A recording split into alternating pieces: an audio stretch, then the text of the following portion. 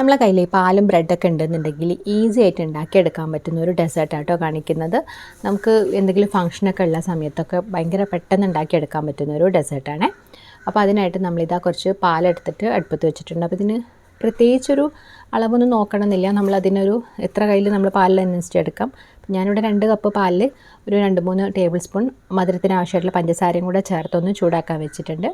എന്നിട്ട് അതിലേക്ക് ചെറുതായിട്ടൊന്ന് ചൂടാകുന്ന സമയത്ത് നമ്മൾ 2 ടേബിൾ സ്പൂൺ കസ്റ്റാർഡ് പൗഡർ പാലും ചേർത്ത് മിക്സ് ചെയ്തതും കൂടെ ഒഴിച്ചിട്ട് നല്ല രീതിയിലൊന്നിങ്ങനെ റെഡിയാക്കി എടുക്കുകയാണ്. ചെറുതായിട്ടൊന്നിങ്ങനെ കുറുകുന്ന സമയത്ത് നമ്മൾ ഫ്ലെയിം ഓഫ് ചെയ്യുക കേട്ടോ. ഇനി ഞാനിതാ ഒരു ബൗളിലേക്ക് കുറച്ച് വിപ്പിംഗ് ക്രീം എടുത്തിട്ട് ജസ്റ്റ് ഇങ്ങനെ വിപ്പ് ചെയ്തെടുക്കുന്നുണ്ട്. അപ്പോൾ നമുക്ക് കുറച്ചൊന്നിങ്ങനെ വിപ്പ് ചെയ്താൽ മതി, ഒരുപാട് അങ്ങ് സ്റ്റിഫിക്കാക്കിയിട്ട് കിട്ടണമെന്നില്ല കേട്ടോ. അപ്പോൾ നമ്മളിത് അമൂലിൻ്റെ വിപ്പിംഗ് ക്രീമാണ് എടുത്തിട്ടുള്ളത്. അപ്പോൾ ഇത് ജസ്റ്റ് ഒന്നിങ്ങനെ നമ്മൾ ആദ്യം ഒന്നിങ്ങനെ അടിച്ചെടുത്തു. അത് കഴിഞ്ഞിട്ട് അതിലേക്ക് നമ്മൾ അതിന് ആവശ്യമുള്ള മധുരം ചേർത്ത് കൊടുക്കുകയാണ്. അപ്പോൾ പഞ്ചസാര പൊടിച്ച് ചേർത്ത് കൊടുത്തു. കൂടെ തന്നെ കുറച്ച് വാനില എസൻസും ചേർത്ത് കൊടുത്തിട്ടുണ്ട്. പിന്നെ ആ ഒരു കളറ് വൈറ്റ് കളർ മതി എന്നുണ്ടെങ്കിൽ കുഴപ്പമില്ല. അപ്പോൾ ഞാൻ കുറച്ചുകൂടെ ഒരു യെല്ലോ കളർ കിട്ടാനായിട്ടൊരു മാംഗോൻ്റെ ഫ്ലേവർ ചേർത്ത് കൊടുത്തിട്ടുണ്ട്. അപ്പോൾ നിങ്ങൾക്ക് വേറെ ഏത് കളേഴ്സൊക്കെ വേണമെങ്കിൽ ആ ഒരു വിപ്പിംഗ് ക്രീമിലേക്ക് ചേർത്ത് കൊടുക്കാം കേട്ടോ.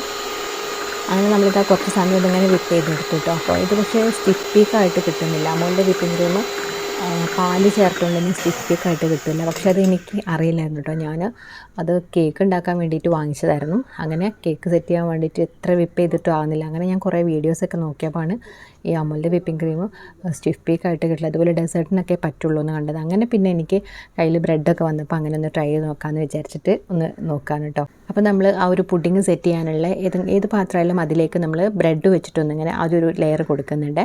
അപ്പോൾ ബ്രെഡിന് പകരമായിട്ട് നിങ്ങൾക്ക് വേണമെങ്കിൽ റസ്ക് വെച്ചിട്ടും ചെയ്യാം. എന്നിട്ട് അതിൻ്റെ മേലെ നമ്മൾ മിൽക്ക് കസ്റ്റാർഡിൻ്റെ ആ ഒരു ഇതില്ലേ അത് ഒഴിച്ചു കൊടുക്കുകയാണ്. അപ്പോൾ നമ്മൾ കസ്റ്റാർഡ് ഉണ്ടാക്കിയ സമയത്ത് ഒരുപാട് തിക്കായിട്ടല്ല കേട്ടോ ഉണ്ടാക്കിയത്. ഏകദേശം 2 കപ്പ് പാലിലേക്ക് 2 ടേബിൾ സ്പൂൺ മാത്രം കസ്റ്റാർഡ് എടുത്തിട്ടുള്ളൂ. അപ്പോൾ ഒരുപാട് അങ്ങ് തിക്കാവില്ല, ജസ്റ്റ് ഒരു ക്രീമി ആയിട്ട് ഉള്ള രീതിയിലാണ്.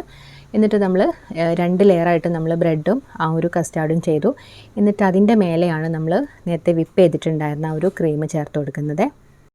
ഈ ക്രീം പക്ഷേ ഭയങ്കര ടേസ്റ്റാണ് കേട്ടോ. എനിക്ക് തോന്നുന്നു നമ്മളെ കേക്കിനൊക്കെ ചിലതൊക്കെ വാങ്ങിക്കുന്ന ആ ഒരു വിപ്പിംഗ് ക്രീമിനേക്കാൾ നല്ല ടേസ്റ്റ് ഉണ്ട് ഇത്. ആ ഒരു പാലും അതിലൊക്കെ ചേർക്കുമ്പോൾ തന്നെ നല്ലൊരു ടേസ്റ്റ് ആയിട്ടുണ്ട്. പക്ഷേ ഇങ്ങനെ സ്റ്റിഫിക്കായിട്ട് കിട്ടില്ല. അപ്പോൾ നമുക്ക് ഡെസേർട്ടിനൊക്കെ ഭയങ്കര ബെസ്റ്റാണ് കേട്ടോ. അപ്പോൾ നല്ലൊരു ക്രീമി ആയിട്ട് കിട്ടും. അപ്പോൾ നമ്മളിതാ അതൊരു ലെയർ കംപ്ലീറ്റ് ആയിട്ട് ഇങ്ങനെ ആക്കി കൊടുത്തിട്ട് അതിൻ്റെ മേലെ കുറച്ച് ബദാമും ഒക്കെ ജസ്റ്റ് ഒന്നിങ്ങനെ ക്രഷ് ചെയ്തിട്ട് കൊടുത്തിട്ടുണ്ട്. ഇനി നമ്മൾ നന്നായിട്ടൊന്ന് ഫ്രിഡ്ജിൽ വെച്ച്, ഫ്രീസറിലല്ല ഫ്രിഡ്ജിൽ വെച്ച് നന്നായിട്ടൊന്ന് തണുപ്പിച്ചെടുത്തിട്ടുണ്ട്. അപ്പോൾ ഒരുപാടൊന്നും തണുക്കാൻ വെച്ചിട്ടില്ല കേട്ടോ. ചെറുതായിട്ടൊന്ന് തണുത്ത സമയത്ത് തന്നെ നമ്മൾ എടുത്തിട്ടുണ്ടായിരുന്നു. നല്ല ടേസ്റ്റ് ഉണ്ടായിരുന്നു കേട്ടോ. ആ ഒരു വിപ്പിംഗ് ക്രീം നല്ല ടേസ്റ്റ് ഉണ്ട്. അപ്പോൾ വിപ്പിംഗ് ക്രീമും ആ ഒരു ബ്രെഡും കസ്റ്റാർഡും എല്ലാം കൂടെ മിക്സ് ആയിട്ട് ഒരു പ്രത്യേക ടേസ്റ്റ് ഉണ്ടായിരുന്നു. അപ്പോൾ നമ്മൾ വീട്ടിൽ വിപ്പിംഗ് ക്രീമൊക്കെ ഇതുപോലെ കുറച്ച് ബാക്കി ഉണ്ടെന്നുണ്ടെങ്കിൽ ട്രൈ ചെയ്ത് നോക്കാൻ പറ്റുന്ന നല്ലൊരു റെസിപ്പിയാണ്. അപ്പോൾ വീഡിയോ ഇഷ്ടമായിട്ടുണ്ടെങ്കിൽ ചാനൽ സപ്പോർട്ട് ചെയ്യുക, അഭിപ്രായങ്ങളൊക്കെ അറിയിക്കാനും മറക്കരുത്.